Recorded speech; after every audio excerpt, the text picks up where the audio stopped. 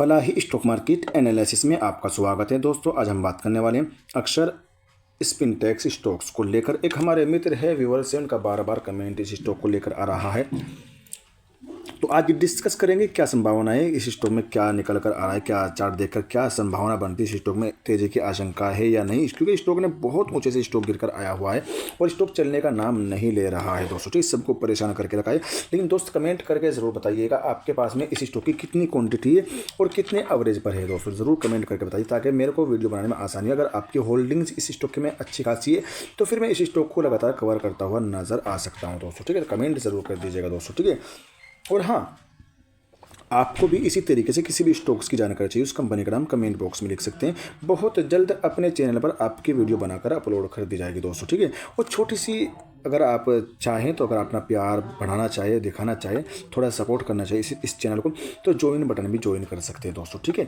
चलते हैं अब अपने मकसद असली की तरफ दोस्तों। ठीक है, चार्ट मैंने आपको मुकम्मल दिखा दिया, देख सकते हैं इस स्टॉक का हाई और लो आप देख लीजिएगा, करीब 10 रुपये के आसपास का हाई बना के रखा है स्टॉक का। अभी फिलहाल 70-71 पैसे पे स्टॉक का प्राइस आपको आता हुआ नजर आया है।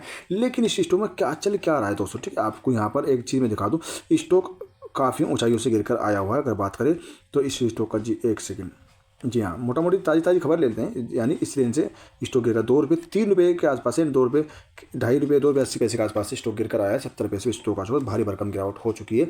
लेकिन अब क्या नज़र आ रहा है, अब एक तरीके से मैं आपको एक चीज़ दिखाने की कोशिश करूँगा। देखो, इस स्टॉक में मेरे को सिर्फ यही नज़र आ रहा है, स्टॉक आप अब जस्ट आज हुआ है कॉन्सोलिडेट जोन में स्टॉक आपको पड़ा हुआ नज़र आ रहा है। क्योंकि देखो, ऊपर से तो गिर के नीचे आ चुका है 2-3 रुपये, 10 रुपये से गिरता हुआ नज़र आ रहा है। 10 रुपये से गिर कर ये स्टॉक आपको 70 पैसे में 71 पैसे में आता हुआ नजर आया है। और इस बीच स्टॉक जो है आपको कंसोलिडेट करता हुआ नजर आता है। तो इसके बाद में क्या होगा, तो स्टॉक आपको ऊपर जाता हुआ नजर आएगा, नीचे जाने की संभावना थोड़ी सी कम नजर आती है। इसके नीचे नहीं जाना चाहिए यहाँ दोस्तों। ठीक है, नहीं, अगर इसके नीचे जाएगा तो फिर तो इसको तो दफन होना ही पड़ेगा दोस्तों। ठीक है, नहीं, ज़मीन देखो, ऊपर से स्टॉक अगर ऊपर से गिरकर ज़मीन पे आ गिरा तो ठीक है, कोई मसला नहीं, ज़मीन से उठ सकता है। लेकिन अगर ऊपर से गिरकर ज़मीन के नीचे चला जाए तो फिर तो जाहिर सी बात दिक्कतें खड़ी हो सकती है। लेकिन संभावना यही स्टॉक आपको कंसोलिडेट करता हुआ नजर आ रहा है।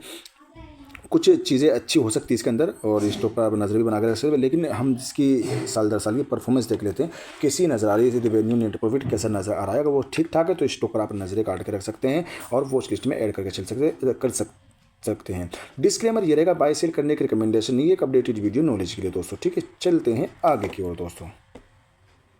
हम हाई और लो की अगर बात करें तो आपको यहाँ पर 52 किलो 67 पैसे का है, 52 का 4 रुपये 5 पैसे का है। ऑल टाइम हाई तो 10 रुपये 74 पैसे का, ऑल टाइम लो भी 67 पैसे का देखने को मिलेगा। ईयर ऑन ईयर के हिसाब से यहाँ पर हमें ईपीएस में गिरावट देखने को मिल रही है।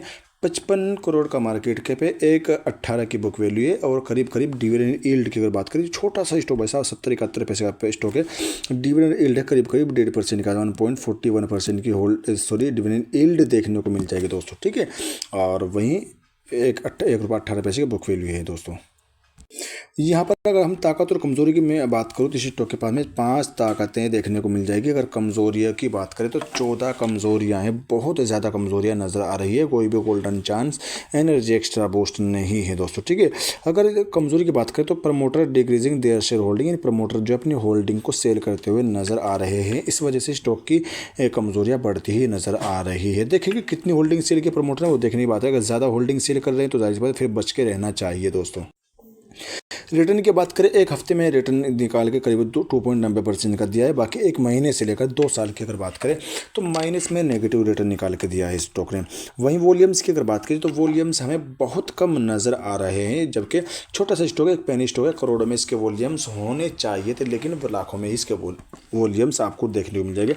जब तक स्टॉक के वॉल्यूम में आपको इंक्रीजिंग देखने को नहीं मिल रही है उस वक्त तक स्टॉक के प्राइस में शायद आपको इंक्रीजिंग देखने को सही तरीके से ना मिले। बाकी कभी ऊपर कभी नीचे देखने को मिल सकता है, उस चक्कर में नहीं फंसेगा। पहले आगे जब तक हम पूरा डाटा इसका नहीं देख लेते दोस्तों। ठीक है, चलते हैं आगे की ओर।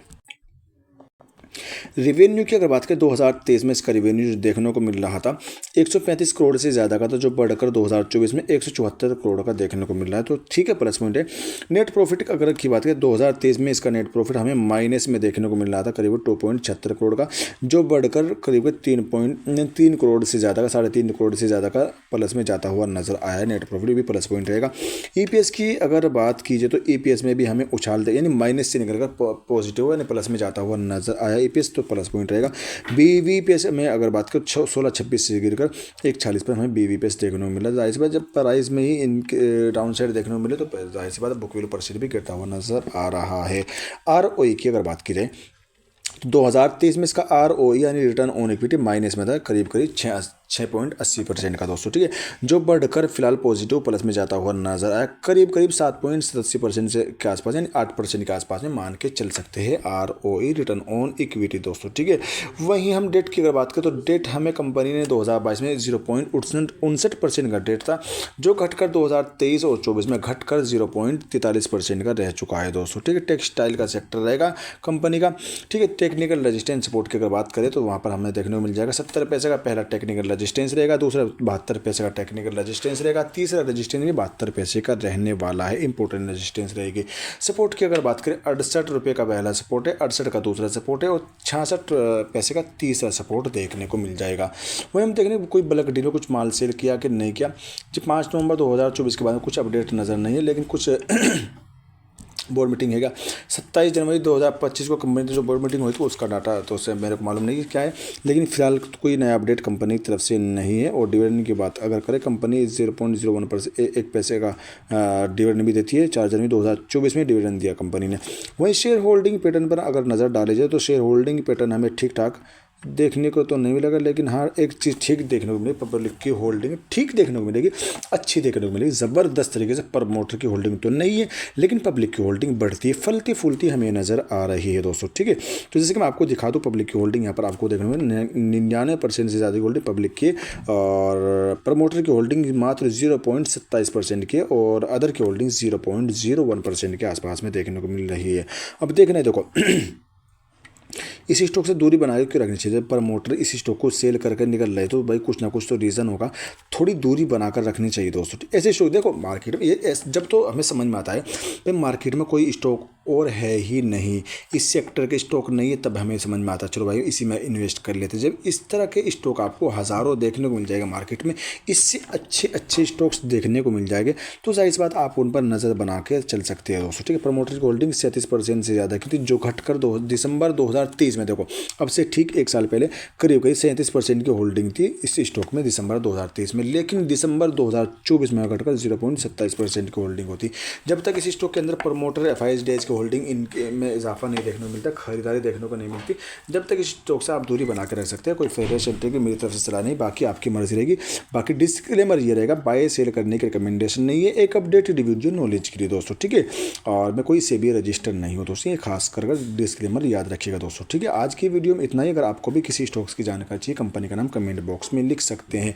आज की वीडियो में इतना ही। Thanks for watching video.